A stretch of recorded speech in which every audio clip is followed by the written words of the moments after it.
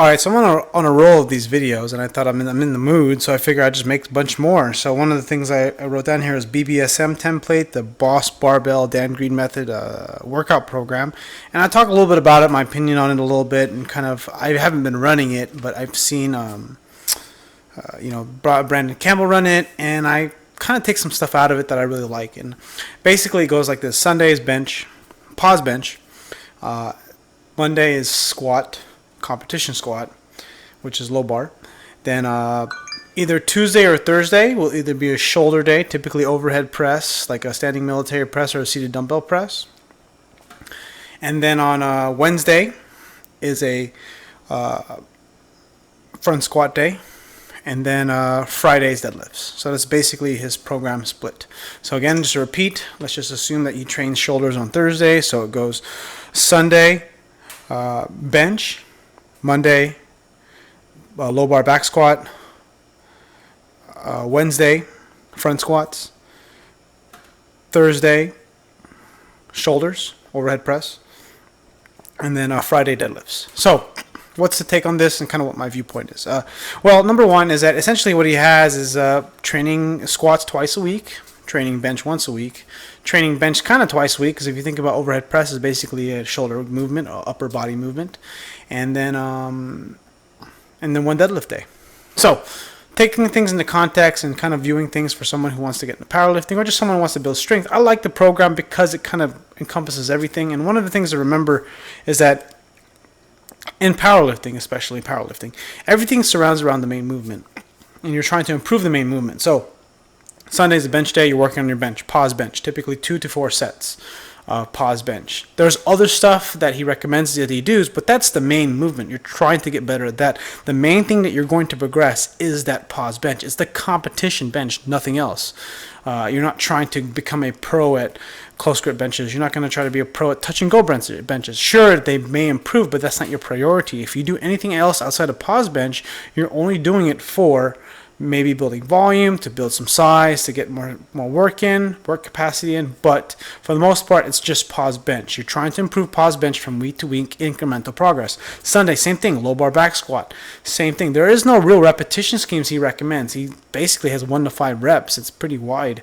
It just kind of depends. Some people one of the things to kind of look at when you look at his training, I'll leave a link in the description of this video about kind of his training program or his training logs, because that's actually pretty good. Because I've not only have been to 2 of his seminars, I look at his training logs, and then I also follow Brandon Campbell when he was doing BBSM, and it's kind of like, it's very interesting because you kind of see sort of how all these things go together. And again, it's coming from me, someone who has education in fitness and strength training. Of course, I'm not a world-class powerlifter, but I do train regular people, and I have a good decent knowledge base, and kind of see how all these merge together. You actually think about it, it's almost like, from what I learned from the Cube method and like 5x5 and just all these other, and RTS, reactive training strength, with Michael Trichere. Sorry if I say that name wrong, but it's you can kind of, when you have a good background and you have experience, you can kind of put all this stuff together and you kind of see this matrix of stuff, which is kind of cool.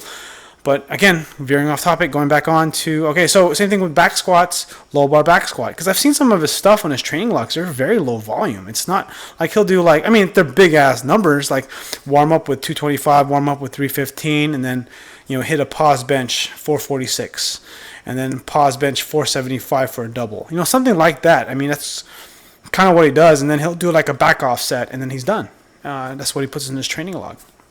And same thing with Tom Martin. If you follow him on YouTube, he's got some similar stuff.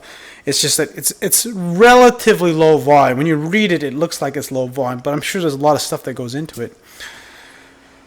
Okay, so the thing is that you got the bench day and you got the squat day. You're working on low bar back squats, typically workings in 3s and 5s, low reps. Why low reps? Because you want to stay analogous or have something that's very close to. Sorry if I said that wrong, but something that's very close to what the competition is. In powerlifting, you need to lift 1 time. It's a 1 repetition. So you're practicing sort of in that style, which means you're not going to be doing like 8 reps. You might do 8 reps after you do your competition bench, but you're not going to go and do more than that because you're just trying to improve that competition bench or competition squat in the case of that. Now, front squats is different. That day, he puts it on its own day because he really believes, and a lot of people who are into raw lifting believe that raw lifting is going to be quad strength. It's a big quad dominant thing, whereas in multiply gear or in single ply gear, you're sitting into the gear. Whereas with front squats or having a quadricep strengthening day, he recommends hack squats and stuff like that, and you're just building your quads up. You're trying to build quad strength. Whereas it's almost like Monday is kind of like a competition practice day, of course, trying to build strength in that aspect to build the skill and the strength. And then Wednesday, which is a front squat day, is really more about building muscle in the quads, building strength. You're not trying to win a front squat competition, he said that, but you're really trying to improve that. And then as you get closer to competition, what happens to these kind of accessory days, because it's almost like his front squat is his favorite accessory, his main kind of advocated accessory. As he gets closer to competition, that front squat day turns into another back squat day or low bar back squat day to practice competition. And then for shoulders on Thursday, the overhead press day or military press day, that day will turn into another competition bench day. So he'll bench twice a week competition style as he gets closer to competition. And then Friday is always going to be deadlifts. So it's kind of like this viewpoint. Sometimes he'll do deadlifts on Monday. Sorry if I'm all over the place. But the idea is that his program kind of encompasses all the weaknesses of basically the strengths that are necessary for a raw powerlifter, and it really does make a lot of sense, and I do like the program. One of the reasons why I steered away from doing it was because I've been having trouble with ankle mobility, and I would try to force it with front squats, and it was giving me knee issues. The truth is I just haven't I haven't put enough time and effort and skill and ability and strength and mobility work into being able to squat well. Because every time I push squat, I get hurt. So it's kind of like, so those things to consider. So same thing with the front squat, you got to build the skill. And that's kind of how he views it. You're building skill and you're building strength. Like this program that he has is not really for everyone because you got to have a lot of strength and you got to have a good base.